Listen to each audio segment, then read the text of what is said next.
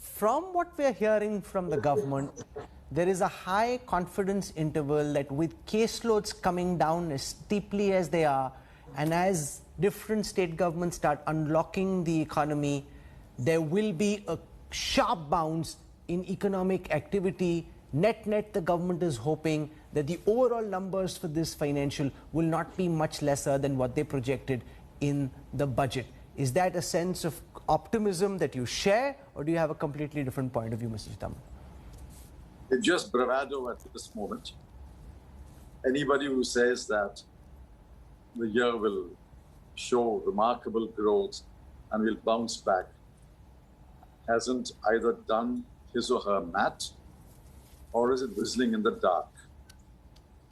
The point is, we don't know whether there'll be a third wave or a fourth wave.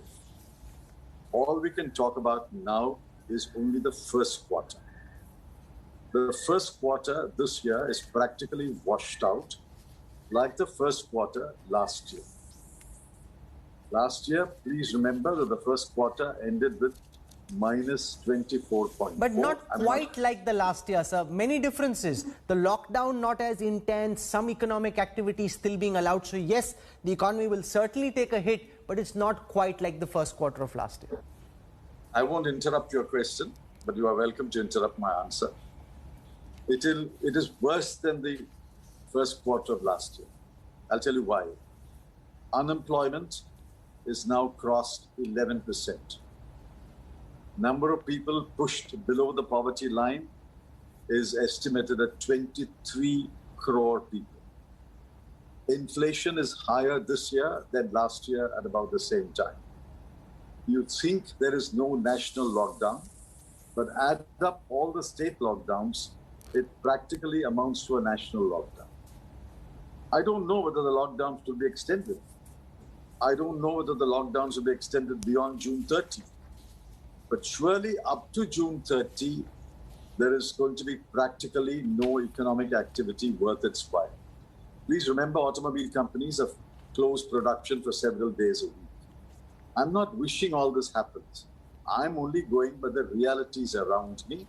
The realities around me tell me that the first quarter this year will be just as bad as last year. But since the base is minus 24.4, you will get an illusion of either growth or a small decline. I hope you catch my point.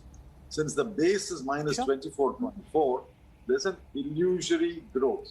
But there's really not going to be any growth in the first quarter. But the argument that was being made was that A, the decline in cases has been very steep. So while the increase in cases was very, very calamitous, the decline has been steep, much steeper than many would have expected.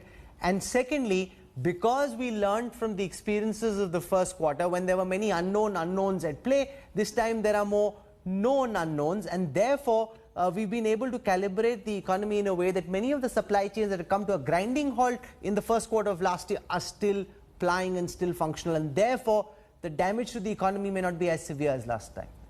These are assumptions. They are not based on any data. The data is coming in. You don't have data, I don't have data.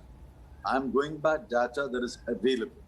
I have data on the decline in the labor force participation rate. I have data on unemployment. I have data on the poor sector. I have data on MSMEs. I have data on exports. I have data on imports, and all of them are pointing southward. I'm only talking about the period up to June 30. It's possible that the pandemic wave, which was fast rising, will fast decline also. It's possible that the second wave will end in June 30. I hope it does. But we are only talking about the first quarter. I think the first quarter is practically washed out. But as I said, and ask any statistician, he will tell you, because of the base being minus 24.4, it will give an illusion of a better performance. But that is only illusory.